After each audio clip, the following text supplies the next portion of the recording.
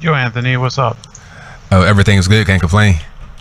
Yeah, I don't have any of my own articles or videos to pimp today, so I guess we'll be talking about just the news. All right. So, I saw the whole Barbara Bush thing. I don't know why people care so. I mean, I guess her family should care, but I don't know why people care so much that they have to make like really outrageous statements about it, like that professor did. But I was also reading like this article by Maureen Dowd, who I guess was friends with Barbara Bush in a way, and it was basically all about like smack that she talked about Nancy Reagan because they didn't get along, and it's like I don't know why anybody would care because they're both dead. So, I guess that's like the substance of New York Times reporting, that you report like when Barbara Bush dies that Nancy Reagan never had her over for dinner, and that Nancy Reagan never let Barbara Bush wear red because that was Nancy's color.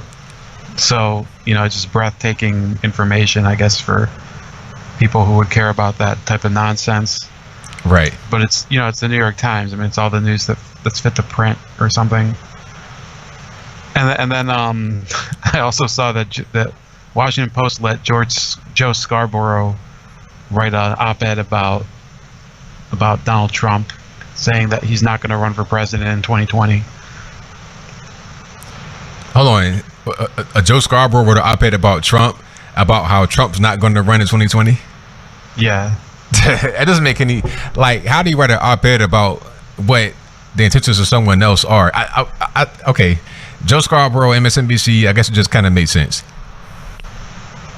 Yeah, and I really think that what's going on is that there's a circling of the wagons as far as what's going on with the media right now. There's do you know the Jimmy Dore show, by the way? Do you ever watch it? I've not seen it, no. I like watching every once in a while because he freaks out and he shouts at the camera because he really, I mean, some of it's good because he attacks President Obama, and he also attacks, I guess, fake corporate politicians too. But he's really far left, so there's only so much I can take. But like they're trying to get him banned now, saying that he should be banned from YouTube, along with Lee Camp, because he's basically a conspiracy theorist like Alex Jones. Oh boy! Because they both opposed the Syrian civil war Syrian airstrike. Sorry. When did it become illegal to be a conspiracy theorist?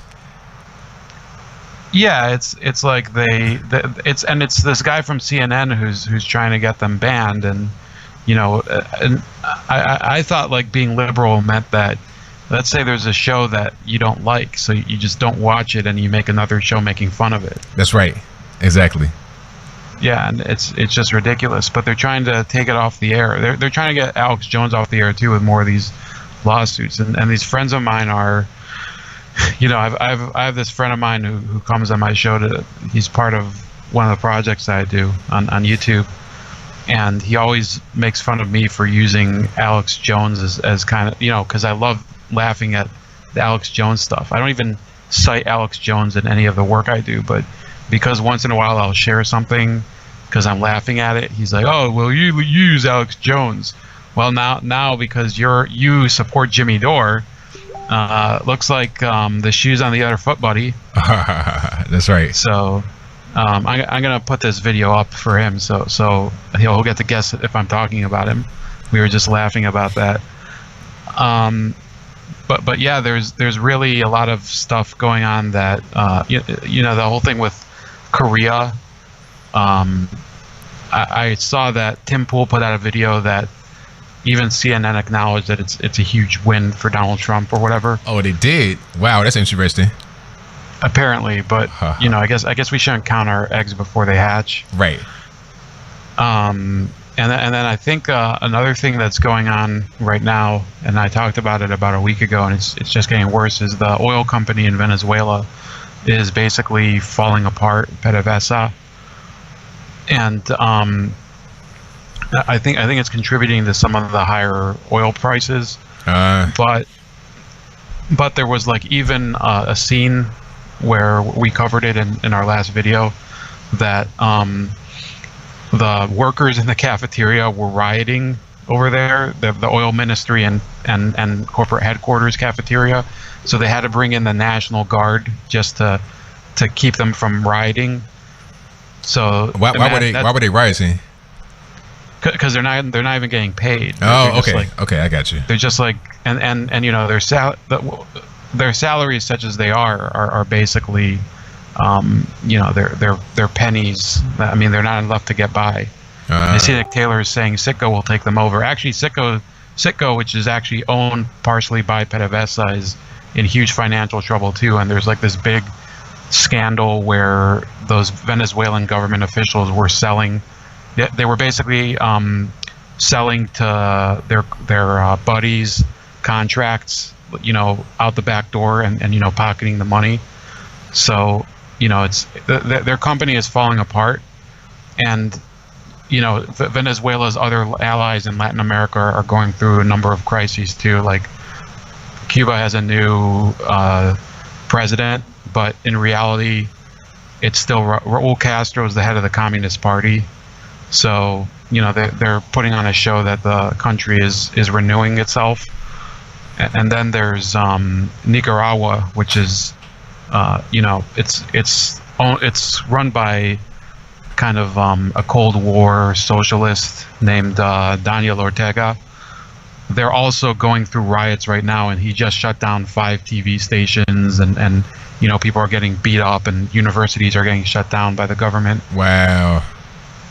So it's kind of you know, Latin America's left-wing dictatorships are basically crumbling at the moment. Nick Taylor's, I see him in the chat, he's saying 2 Citgos have changed to Valero stations. Yeah, but it's probably because they had to, you know, Citgo's in a world of trouble right now. They've been shrinking for over a decade. So we used to have a Citgo here, Anthony. This is kind of funny. A Citgo here, and somebody bought it, and they changed the tint from red and orange to like blue and white, and screwed with the letters, so it says, you know, the C turned into an A, and they took the T out, and it just says I go now. So it's kind of, it's like over there in like the ghetto kind of. Right. That's about it. I don't have anything else to talk about, but thanks for having the show again. It's a lot of fun talking to these people in the chat. Thank you for the call, man. Definitely appreciate you. All right. Have a good night. Same to you. All right. Shout out to Ramon for the call. Most certainly appreciate him. Yeah, it's a whole lot of stuff going on down there in Venezuela, Nicaragua, the whole little region down there. We got a little while to go. I'll be